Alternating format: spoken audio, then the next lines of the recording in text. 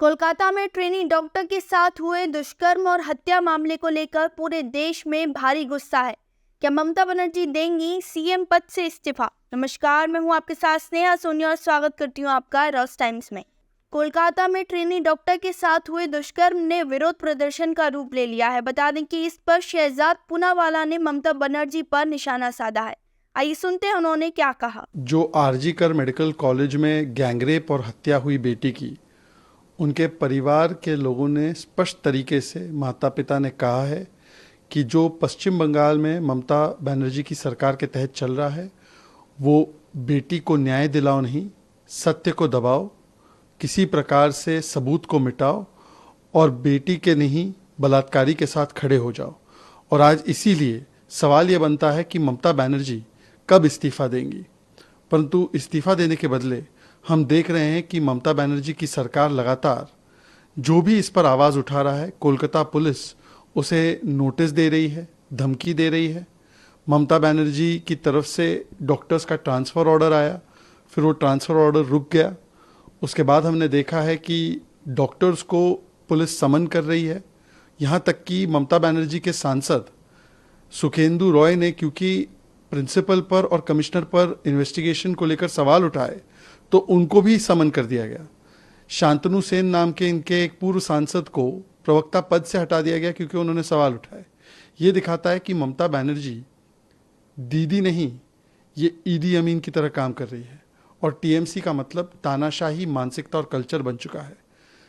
किस लिए? बलात्कारियों को बचाने के लिए इस प्रकार की तानाशाही रवैये का और इस प्रकार से आवाज़ दबाने का काम किया जा रहा है।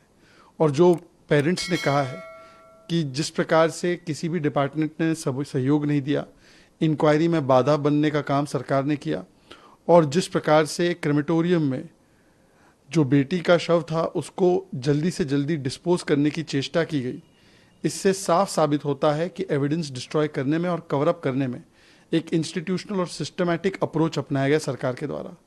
हाई कोर्ट ने भी सरकार को फटकार लगाई है, अब सुप्रीम कोर्ट भी सुओ मोटो कॉग्निजेंस ले रहा है।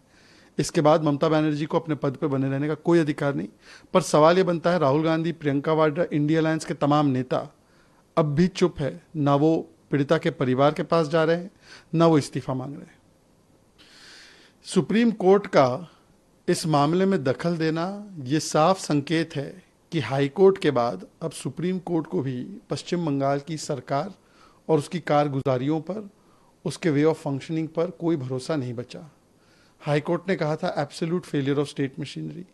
हाई कोर्ट ने फटकार लगाई थी कि किस प्रकार से इस पूरे मामले को जब प्रिंसिपल दबाने की कोशिश कर रहे थे तो ऐसे प्रिंसिपल को आपने प्रमोट किया। हाई कोर्ट ने पुलिस के रोल पर बहुत संदिग्धता उठाई। हाई कोर्ट ने बताया किस प्रकार से 5 से 7 हज़ार लोगों को इकट्ठा करके आरजी कर मेडिकल कॉलेज में तोड़फोड़ करवाई गई। और अब सुप्रीम कोर्ट भी इस पर संज्ञान ले रहा है। परंतु ममता बनर्जी कब संज्ञान लेंगी? वो अपनी ही सरकार के खिलाफ, अपनी ही पुलिस के खिलाफ धरने पर उतरने का ड्रामा कर रही हैं।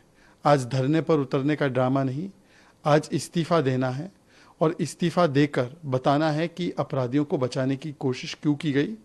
पर दुख की बात है कि इंडिया अलायंस के कोई भी नेतागण, राहुल गांधी से लेकर प्रियंका वाड्रा, खड़गे जी, प्रियंका चतुर्वेदी, कोई भी इस बड़ी डेवलपमेंट के बाद, जिसमें माता पिताओं ने भी बोला है और जिसमें सुप्रीम कोर्ट ने भी संज्ञान लिया है, जिसमें डॉक्टर्स को प्रताड़ित किया जा रहा है उनकी आवाज़ उठाने के लिए, उस पर एक शब्द नहीं बोल पा रहे। टीएमसी का मतलब ही तानाशाही मुझे चाहिए है, तानाशाही मानसिकता और कल्चर है। और ये तानाशाही मानसिकता और कल्चर प्रथम दिवस से हम देख रहे हैं, क्योंकि बलात्कारी बचाना है तो पहले एविडेंस मिटाना है, अपराधियों को साथ देना है और जो भी न्याय के लिए आवाज़ उठाए उनकी आवाज़ को दबाना है। 43 डॉक्टर्स को ट्रांसफ़र करने का तालिबानी फतवा जारी हुआ, उस पर रोक लगानी पड़ी। फिर उसके बाद चाहे शांतनु सेन हो, चाहे सुखेंदु रॉय हो, उन्होंने अपनी ही पार्टी के खिलाफ आवाज़ उठाई तो उनके खिलाफ एक्शन हो गया। हमने देखा है कि आम नागरिक जो सोशल मीडिया पर लिख रहे हैं, कोलकाता पुलिस जो 5,000-7,000 गुंडों को रोक नहीं पाई आरजी कर मेडिकल कॉलेज में, जो एक फुटबॉल मैच नहीं करवा पा रही है पश्चिम बंगाल में, वो जाकर इनको नोटिस दे रही है और बोल रही है कि आप नोटिस का जवाब दीजिए, वरना आपका अकाउंट बंद कर दिया जाएगा, आपको जेल में डाल दिया जाएगा। ये जब फुटबॉल मैच कैंसिल किया जाता है, इसका मतलब क्या है कि कोलकाता पुलिस, बंगाल की पुलिस एक स्टेडियम को सुरक्षित नहीं रख पा रही है। अगर स्टेडियम सुरक्षित नहीं रख पा रहे हो तो पश्चिम बंगाल को कैसे सुरक्षित रखोगे? लॉ एंड ऑर्डर फेलियर का तो ये जीता जागता सबूत है। पर ये लॉ एंड ऑर्डर फेलियर ही नहीं है, ये ममता बनर्जी की तानाशाही मानसिकता का परिचय है।